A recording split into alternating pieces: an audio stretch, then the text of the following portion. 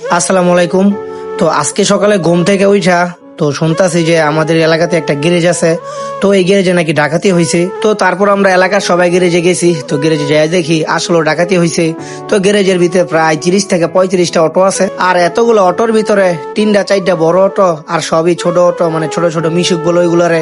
তো প্রত্যেকটার মিশুকের মানে ব্যাটারি নিচে গা। একটা অটোর ভিতরে মানে ছোট অটো যেগুলো আছে ওইগুলোর ভিতরে 4টা করে ব্যাটারি থাকে, আর বড় অটো যেগুলা ওইগুলোর ভিতরে 5টা করে ব্যাটারি থাকে।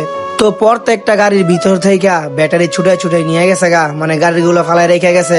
গাড়ির ভিতরে যেই ব্যাটারি গুলো আছে সবগুলো ব্যাটারি নিয়ে গেছে গা, মানে সব মিলিয়ে হিসাব করলে প্রায় 110 থেকে 15টার মতো ব্যাটারি ছিনতাই করে নিয়ে গেছে। আর এতগুলো ব্যাটারির দাম মানে কমেরটা ধরলো প্রায় 5 থেকে 6 লক্ষ টাকা। তো গ্যারেজের মালিক যিনি, তো উনি গিয়ে বন্দর থানায় মামলা করে আসছে। তো বন্দর থানা থেকে পুলিশ আসছে, পুলিশ এসে তদন্ত করতেছে। আর ছিনতাইকারীদের কথা কি বলবো, আর মানে ওরা তো ছিনতাই করে নিয়ে গেছে। যাদের গাড়ি থেকে ব্যাটারি গুলো নিয়ে গেছে মানে তাদের কি একটা অবস্থা। তো তারা এই অটো চালায় কিন্তু কিস্তি দেয়, তারপর ফ্যামিলির জন্য খাবার নিয়ে আসে। আবার কত মানুষ আছে অটো যদি একবেলা না চালাইতে পারে তাদের ফ্যামিলির জন্য খাবার আনতে পারে না। তারা যে এই নিরীহ মানুষগুলো রিজিক নষ্ট করছে, আল্লাহ তাদের বিচার করবে। তো কারো এলাকায় যদি একসাথে এতগুলো ব্যাটারি নিয়ে আসে তো অবশ্যই আপনারা দয়া কইরা ওই ছিনতাইকার গুলোকে আটকাইবেন। আর আমাদের মদনপুর সায়রা গার্ডেন এলাকায় খবর দিবেন বা আমার এই পেজে মেসেজ দিয়েন। তো আপনারা সবাই এই ভিডিওটা শেয়ার করে দিয়েন, আর সবাই দোয়া করেন যেন পুলিশ খুব তাড়াতাড়ি তদন্ত করে এই ছিনতাইকার গুলোকে ধরতে পারে।